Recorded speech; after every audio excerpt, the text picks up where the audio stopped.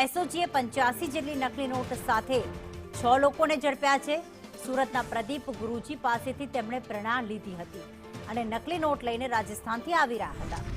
યુનિવર્સિટીના વિદ્યાર્થીઓ નકલી નોટો લાવ્યા છે। અક્ષય અને માંગીલાલ નોટો સપ્લાય કરતા હતા, જેમાં અક્ષય, સાગર, નિસર્ગ અને ધનુષ હલીગીરી જે છે તે ઝડપાયા છે। આ ઉપરાંત ભાવેશ શર્મા અને તીર્થ લીખિયાની પણ ધરપકડ કરવામાં આવી છે। ધરપકડ બાદ મોટા ખુલાસાની આશંકા છે કે આખરે તેઓ આ નકલી નોટ ક્યાંથી લાવ્યા હતા, ક્યાં છપાઈ રહી છે અને શું માર્કેટમાં તેમણે વહેતી કરી છે કે નહીં તે અંગે ખુલાસો કરવામાં આવશે।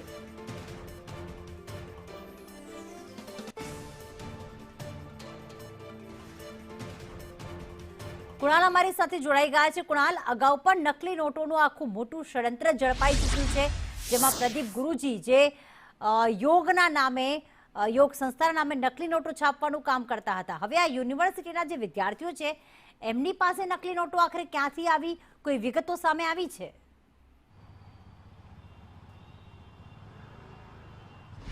પ્રીતિ, થોડા મહિના પહેલા જે સુરતમાં જે પ્રદીપ ગુરુજીની ધરપકડ થઈ હતી અને ત્યારબાદ મોટા પ્રમાણમાં નકલી નોટોનો જે વેપલો છે તે અહીંયા ઝડપાયો હતો અને આ જે સમાચારો જ્યારે પ્રસારિત થયા, અહેવાલ પ્રસારિત થયા તેને લઈને આ વડોદરાની ખાનગી યુનિવર્સિટીમાં અભ્યાસ કરતા ધનવાન પરિવારના આ નબીરાઓ પણ નકલી નોટોના રવાડે ચડ્યા હતા પોતાના મોજશોખ પૂરા કરવા માટે અને વડોદરાની એક ખાનગી બેંકમાં 20 જેટલી નોટો ઝડપાઈ હતી અને તેમાં આ 5 આરોપીઓ પૈકી એક આરોપીનું ખાતું ત્યાં હોવાનું સામે આવ્યું હતું અને તેને લઈને ક્રાઇમ બ્રાન્ચ અને એસઓજી કામે લાગી હતી। એસઓજીએ હાલ કુલ 6 આરોપીની ધરપકડ કરી છે, જેમાં અક્ષય ગોયલની પણ સંડોવણી છે। અક્ષય ગોયલ અને માંગીલાલ ગુજ્જર કે જેઓ રાજસ્થાનના છે અને આ 5 લોકોને તેઓ નકલી નોટો પૂરી પાડતા હતા। જ્યારે એસઓજીએ તેમના ઘરે નિવાસ સ્થાને જ્યારે છાપો માર્યો ત્યારે 85 જેટલી નકલી નોટો અહીંયા મળી આવી છે। 500ના દરની કુલ મળીને 2.18 લાખ રૂપિયા જપ્ત કરવામાં આવ્યા છે અને મુદ્દા માલ 11 લાખથી વધુનો હાલ અહીંયા જપ્ત કરવામાં આવ્યો છે। અક્ષય ગોયલનો મૂળ રાજસ્થાનનો છે, તેની પણ ધરપકડ કરાઈ છે। જ્યારે જે 5 આરોપીઓ છે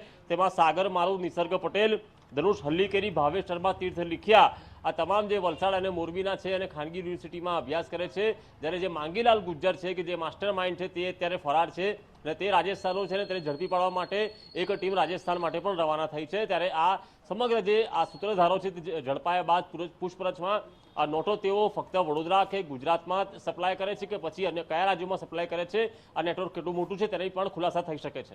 આભાર કુણાલ તમામ વિગતો માટે।